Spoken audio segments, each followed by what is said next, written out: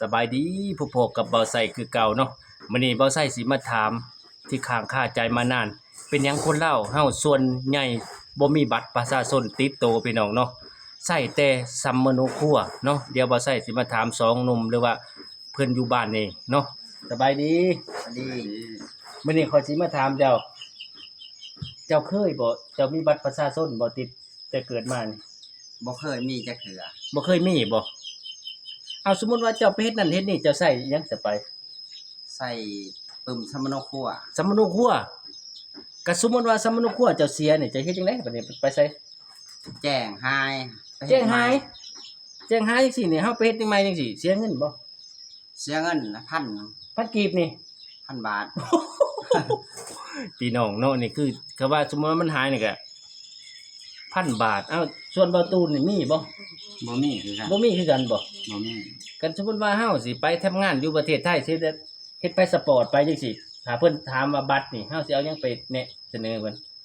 ปึ้มสมโนครัว มีแต่สัมมโนครัว แม่น โอ้ส่วนใหญ่บ้านเฮานี่ใช้แต่สัมมโนครัวบ่ส่วนใหญ่เนาะ ส่วนใหญ่เลยล่ะ แต่ว่าข่อยก็ยังบ่เคยได้บัตรเด้บัตรประชาชนนี่ว่าอีหลีแต่ข่อยก็ยังบ่เคยได้แต่ประเทศอื่นคือประเทศไทยจังซี่นี่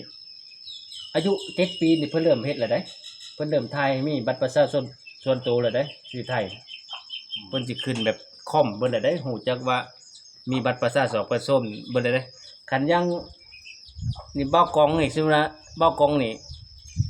บ่เคยมี บ่เคยมีจักเทื่อ บ่เคยเห็นอีก บ่เคยเห็น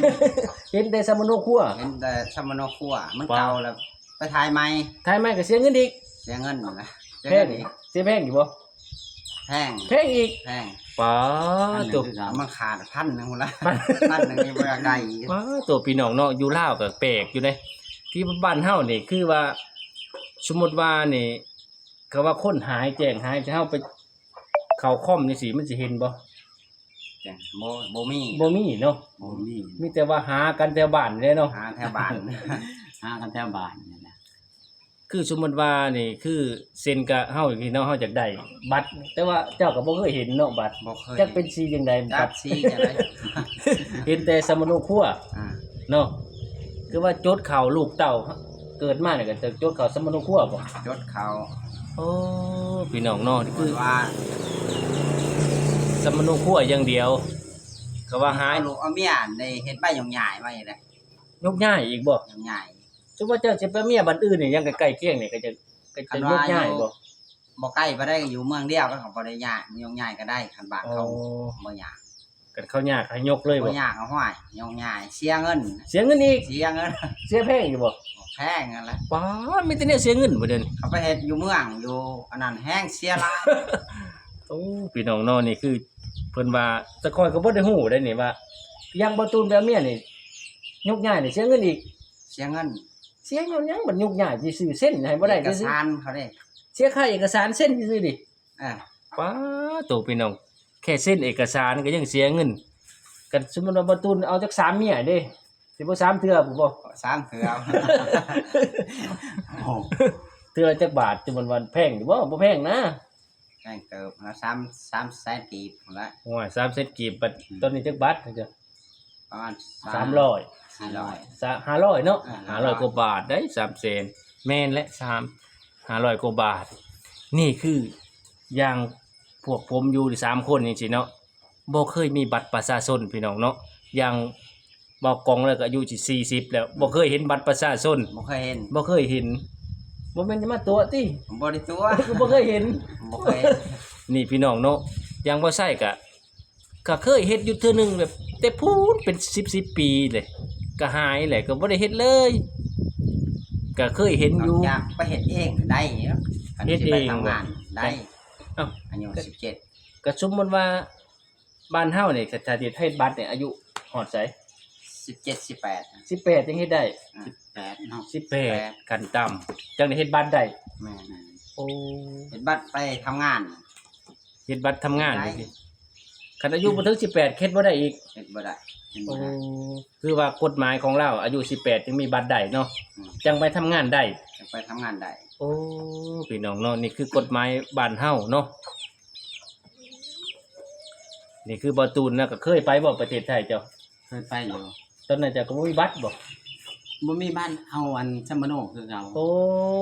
สมนุครัวไป แม่นเอาซัมมาโนไปแล้วเขาก็หายอยู่บัด แต่ตอนนี้หาย หายแล้ว หายแล้วตอนนี้น่ะ ก็คือบ้านเฮาคือว่าเรื่องแบบนี้ยังบ่ได้ไปเคร่งครัดเนาะเรื่องบัตรประชาชนนี่ไหม แม่น บ่หายก็เหมือนอายุเลยแหละคิดว่าปานนี้แหละ ก็จะคือประเทศไทยบ่ได้เด้อนี่กันว่าบ่มีบัตรมีหยังบ่ได้ขนาดบัตรประเทศเพิ่นหายเพิ่นไปแจ้งเลยเด้ว่าบัตรหายบัตรเสียจังซี่นี่เพิ่นไปแจ้งคือบ้านเฮานี่คือประตูนี่หายนี่เซย เจ้ บ่มีไผมาตรวจอีก บ่มี โอ้ยตายพี่น้องเนาะพี่น้องนี่แหละความแตกต่างที่บ้านเบาไส้กับความแตกต่างที่บ้านประเทศอื่นหรือว่าประเทศไทยเนี่ยที่เบาไส้เห็นมาหลายๆเนาะคือประเทศไทยนี่7 ปีเพิ่นก็ไปถ่ายบัตรประชาชนล่ะพี่น้องเนาะอย่างลุงกองนี่40 ปียังบ่เคยเห็นบัตรประชาชน บ่เคยเห็น มันบ่เคยเห็นนี่แหละก็คือลาวอยู่ลาวคือจังซี่ก็เพราะเฮ็ดได้ผมว่าเนาะมันจังสิง่ายเด้ก็มีบัตรประชาชนเฮาก็สิดูแลแบบ ดูแลดี รอดีๆเด้อันนี้เนี่ยสามนุษย์ขั้วนี่รักษาบ่ดีเปื่อย เปื่อย เปื่อย น้ำเปื่อย เปื่อยเด้มันเป็นกระดาษ สมมุ เนาะ ติว่าอยากไปมุกดาหารถือบัตรประชาชนไปแล้ว บัตรประชาชนตัวใดน่ะง่ายๆน่ะบ่ ใหญ่ๆ สามนุษย์ขั้วน่ะ แม่น เคยว่า เอาไปข้าง โอ้ยกึดนี่บ่ก็จะบ่ท่วงนี่บ่บัตรประชาชนก็จะบ่ได้ว่าบ่ เออ ก็จะบ่ได้บอกว่าคือว่าเฮ็ดบัตรประชาชนแหน่ก็จะบอกอยู่บ่ เขาก็บ่ได้บอก โอ้เนาะ ไปก็มีแต่ถือน่ะไป บ่มีบัตรประชาชนบ่ไปน่ะ บ่มี มีแต่กระดาษสำนุกขั้วอย่างเดียว กระดาษอย่างเดียว โอ้ยปัญหาเนาะจะพูดว่ากันเฮ็ดแบบนั้นคือจะว่าง่ายบ่ก็เฮ็ดบัตรประชาชนหน่อยๆสิ ง่าย สิรักษาดีกว่าเนาะ รักษดี เออ ง่ายเลยแล้วคันมี อันนี้เขาจะบ่รักษาบ่ดีเนี่ยเปื่อย เปื่อยนะคนตกห่ำเปื่อย เอาจะเก็บจังได๋สำนุกว่าจะเก็บอยู่ในเฮือนจะเก็บรักษาแบบใด ใส่ทงพลาสติก พลาสติกอีก แม่น ย่านความคือใส่พลาสติกนี่ยันเป็นหยังจ้ะ ยันเปียก ยันเปียกกันเปื่อย เปื่อย กันเฮ็ดใหม่เสีย เสียเงิน มีแต่แนวเสียเนาะป้านี่คือจากปากเบากองกับประตูนนี่ประตูนน่ะเคยเฮ็ดแต่เสียจักอยู่ไสหาบ่เห็นบ่ หาบ่เห็นแล้วเดี๋ยวนี้ฮะ อ่ะคันสิว่าไปไทยแต่ว่าอยากไปทำงานนี่เฮ็ดจังได๋ กะตุ่มซัมมาโนครัวคือ จั เก่าง ม่วงคือเก่า แม่ ๆไปแจ้งว่ามีตัวตน แม่นบ่มีตัวตนมีพี่มีน้อง มีน้องว่าเป็นคนลาวแต่จริง บ้านเกิดเมืองนอน อ๋อคันบ่มีตัวน่ะก็บ่ได้เฮ็ดอีกได้เนาะ บ่ได้เห็น บ่ได้เฮ็ดอีกแล้ว เฮ็ดบ่ได้ เฮ็ดบ่ได้ เพราะว่าบ่มีคนตัวตนเนาะ แม่น คันว่ามีบัตรประชาชนนี่ก็สิง่ายกว่าเนาะ แม่น ถือว่าง่ายเด้ ถือว่าง่ายแล้ว คือว่า ประชาชน บัตรประชาชนไทยนี่เพิ่นก็เฮ็ดแบบเฮ็ดมาแบบง่ายๆเนาะไปเกร็ดออกมาคือเฮาไปเฮ็ดทำงานนี่บ่ใบชมพูนะ แม่น เออ ชมพูสำคัญเลย แต่สำคัญเลย แต่มันแตกต่างกันว่าเฮาต่างดาวเพิ่นคนไทยแล้วเนาะแต่ลงกองนี่บ่เคยได้มันชมพูก็ได้ เคย แต่เคยไป เคยไป แบบบลักไปบ่ตะกี้ ลากไป โอ้รถเมาร ถเมา โอ้ตะกี้จะไปรถเมานี่แพงบ่ 2,500 2,500ฮอดที่ ออกทีเลย โอ้ยเป็นไอ้ขี้มวนบ่รถเมาน่ะ โอ้ย เป็นไง สำมกหมู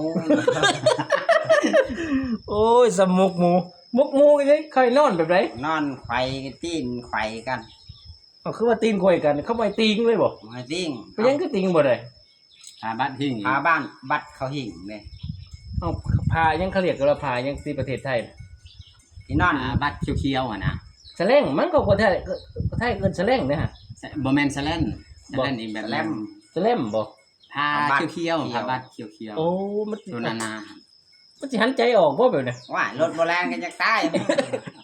เอา หิน นอน นอนอันอะไรคนไทยเขาเอานะนอนไขว่ นอนควายกัน ตีนดังดมตีนนะ ป้าโต รถปิกอัพ ปิกอัพ ขึ้นได้18 คน 8 คน วิโก้อยู่ไหน แล้วเขาสิอัดประตูอันเขายันเขาก็ไป เว้ายังจะเว้าเล่นบ่นี่เว้า เรื่ เล่ อน งจริง เรื่องจริง ป้า ไปเทื่อหนึง คือว่าโดนมาแล้วเนาะก็ย้อนว่าบ่มีบัตรประชาชนเฮ็ดยากเนาะตอนนั้นเนาะ แม่นตอนนั้นบ่มีบัตรประชาชนนะกับบ่ได้เบิดเฮ็ดบัตรเนาะ บ่ได้เปิดให้พาสปอร์ตเนาะ แม่น ก็สิเฮ็ดอยู่แต่มันแพงตะกี้ บ่จักซำอีก บ่จักเนาะมีแต่บัตรรถเหมา ไป ซุมื้อนี้ไปบ่ได้แบบนั้นเขาบ่แล่นแล้วเด้เขาว่าเจอแบบนั้นก็แพงเด้นี่แหละคือจากปากสองหนุ่มที่ว่าบอกนี่คือเสือเหลืองนี่บ่เคยเห็นบัตรจักเทื่อ อยากเห็นหน้าตัวเองในบัตรก็บ่เห็น มีแต่ว่าถ่ายรูปแล้วมาติดแปะใส่สมุดหัว แม่น จังซั่นนั่นคือว่ามีชื่อแล้วอยู่ในสมุดหัวบ่ มีชื่อ มีตัวตนแล้ว ประบานจำตา คือว่าชื่อเจ้าท่าหยังคือว่าชื่อเจ้าอยู่ในบัตรสมุดหัวชื่อหยัง กอง เท่ากองโอ้และพี่น้องเนาะนี่คือ